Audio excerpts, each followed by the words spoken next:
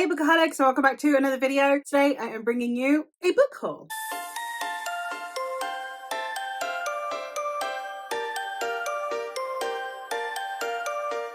The full face of makeup and obscene size of this stack says the women business. The casual jumper and floofy hair says we're going to be cool about it, okay? Nobody panic. I have some books to haul.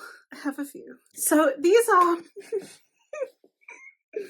This is 3 months worth of books. To be fair, I do normally, for some reason, buy more during the beginning of the year than I do the latter half of the year. Like the latter half of the year, I basically really only buy around Christmas. So like January through to late May, I buy quite a few, and then it just kind of, we have barren wasteland for a while, and then it goes back because of Christmas. So I'm hoping got a similar situation going on here. So I'm going to go through these books. I'll tell you a little bit about them. The series obviously will just be grouped together. And yeah, let's go through what I have been purchasing due to friends, social media, and peer pressure, mostly. I'm my own peer. Right. Continuing. First things first, the thing that came yesterday is Green Teeth. This is the reason this video didn't get filmed until today. This is by Molly O'Neill. This one is a British folk story, retelling, reimagining vibes. I'm not sure. I don't know if it's like an actual reimagining of something or if it's just British vibes. But we have a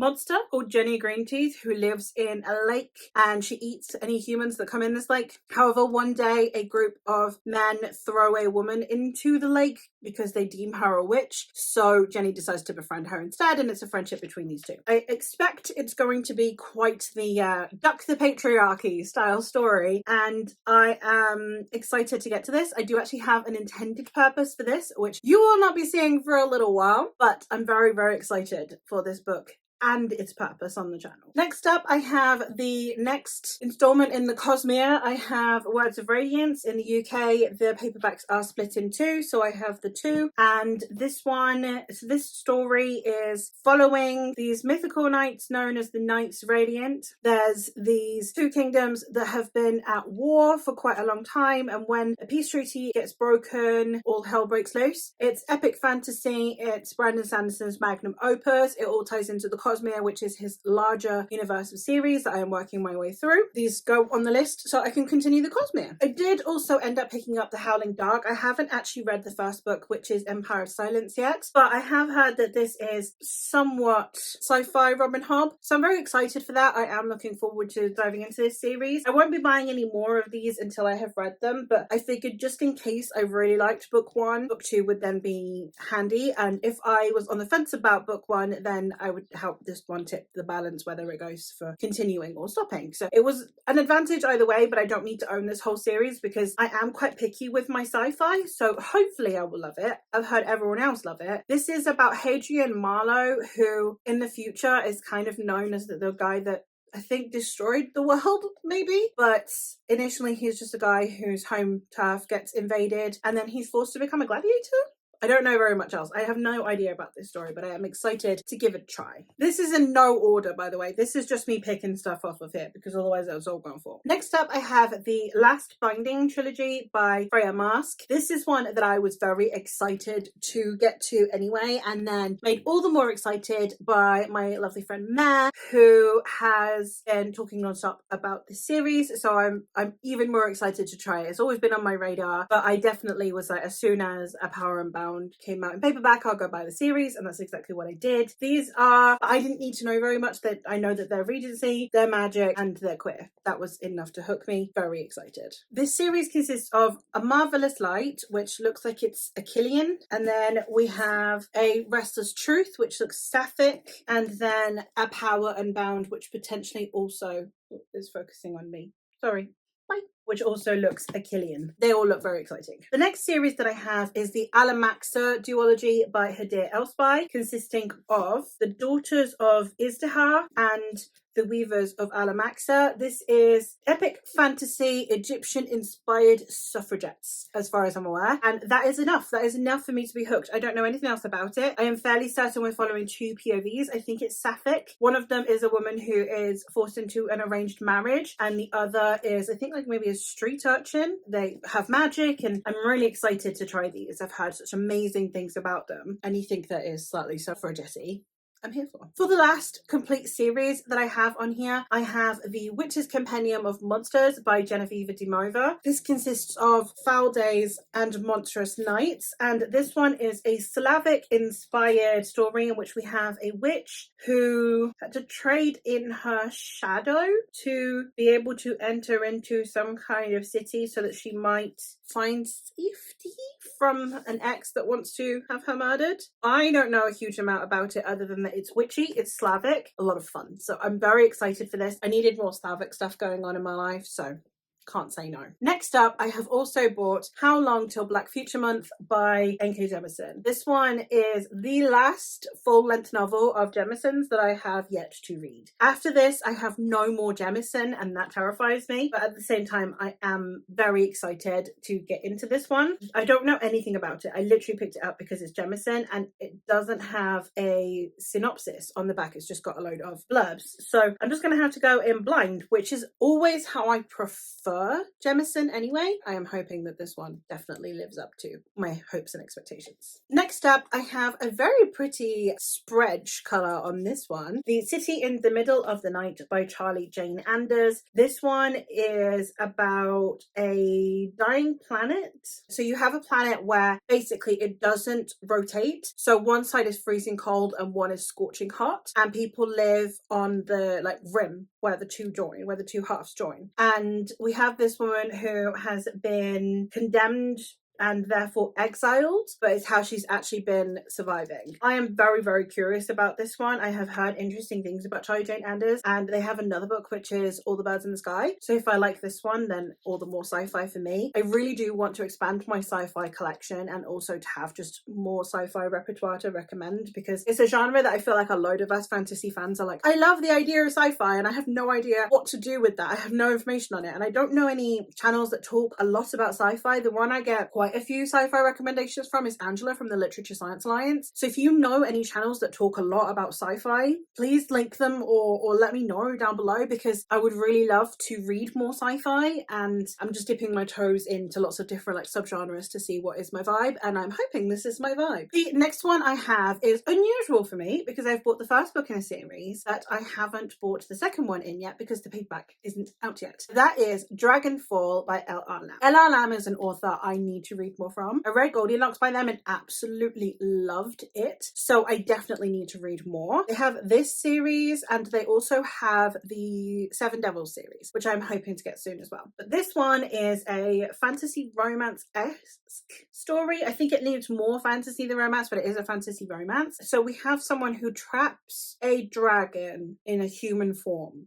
And the dragons hate humans because the humans used to be cruel to dragons, and now humans revere these dragons as gods. And yeah, we have this human that has trapped the dragon in human form. So I don't know exactly who the romance is going to be with, but I am very excited, and I have heard that it's got really good queer representation as well, so that's going to be all the more exciting. And this is another one that has a very exciting purpose that I am very, very excited to read soon. This one is going to be even further into the future at the time you actually see anything about it, but I'm incredibly excited about this one as well. We're getting through it. We're getting through the stack. Next up, I have The Changeling by Victor Laval. I read Lone Women by Victor Laval a couple years back now and had a great time with it. So when this was on sale, I was like, yes, because last time I looked for this, I couldn't get a paperback sent to Spain. So I just was like, oh, I have to get the ebook eventually. And I'm really trying to step away from purchasing ebooks. I really don't like the idea of a company can change their mind and then take away the right that I have to the book that I have purchased. So I am leaning more towards physical books,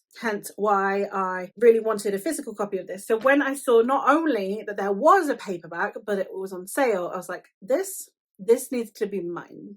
And that's exactly what I've done. I've picked it up. There's a TV series, so hopefully I can read this and then watch the series. I'm very excited. I don't know much about this other than that I think it is like a literal changeling, like a fae changeling, and it tiptoes the line between speculative and horror, and I am very excited to read more by this author. It had to be purchased. The next one that I got was less that I was like immediately desiring to read this book, and more that I really wanted to support this author. I had a bit of a tumultuous time at the beginning of the year, back in, I think, in January or early February, and I really was wanting a sense of community, and I found it. I found that sense of community over on Andrew Watson's channel on his Discord, and therefore, as a way of showing appreciation for being really welcomed into his Discord community, I picked up Harbinger of Justice. Having since read the synopsis, I am actually really excited for it. This one is seemingly like a North African inspired fantasy. We are following, at least from the back, two perspectives. One is of a young woman whose mother is dying. However, if she joins in with this secret project that this group of people are taking on, that they will help cure her mother, I believe. And then we also have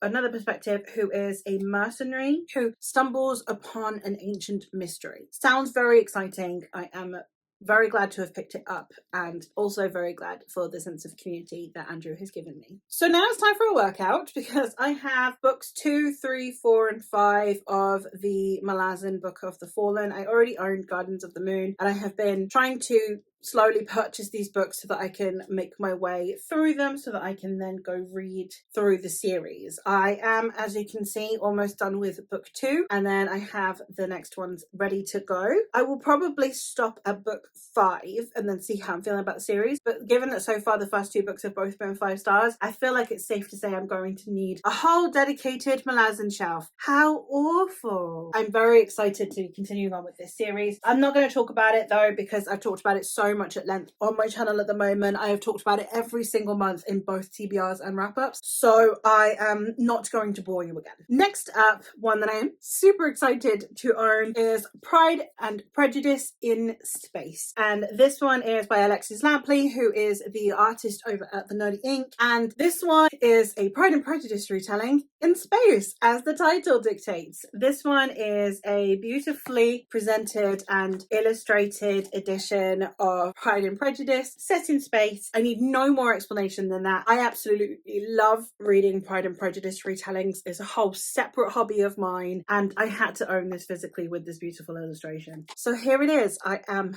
very excited to get to this, and I'm getting to it very soon. Another one that is also for a vlog project, which you guys will actually be seeing quite soon. I'm doing it in April, and I am pumped about, is I'm going to be reading Redemption in Indigo. This is alongside a couple of other books. I can't wait to get to this. This one is about a woman who is, I believe, a really good cook, but she has been married off to this guy that is completely useless, and she can't stand him, so she decides, you know what, I'm leaving, and she leaves to go back home. But on her way home, some kind of godlike, mischievous godlike creature gives her what is called a chaos stick, and as she begins to understand its power, she then learns that this stick was actually stolen by a rival deity who now wants to stir things up for her. So she's got this like long adventure on her way home, and I believe that it is African inspired mythology, and I have been told on good authority that this is quite the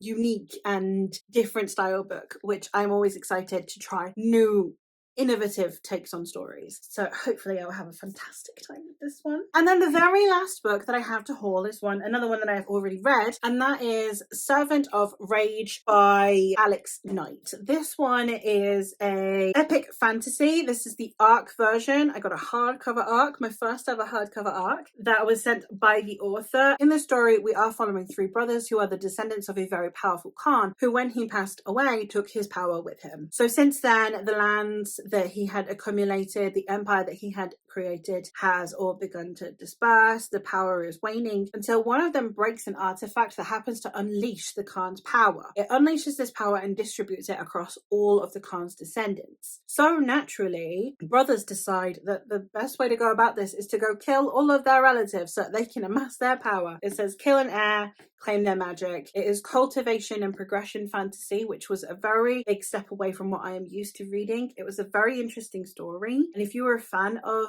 progression fantasy, I think you'll have a really good time with this. I'm really glad that I got sent this. I feel very lucky. I got some stuff with it. I've got the bookmark in here, but I also got like a little wooden pendant thing, and I got a handwritten wax sealed letter to me as well, and it was a very fun time, and I am very lucky to have received it. And there you have it. Those are all of the books that I have hauled in the last couple months. I have no words. It's a lot, but in my defense, I like books. I do read a lot as well. Like, if you check my wrap-ups, I really do read a lot. So that is all from me for today. Let me know if you've read any of these and your thoughts on them. Don't give me any recommendations. I clearly don't need any. I don't need any more recommendations. All right, just don't tempt me. Also kind of do, but don't.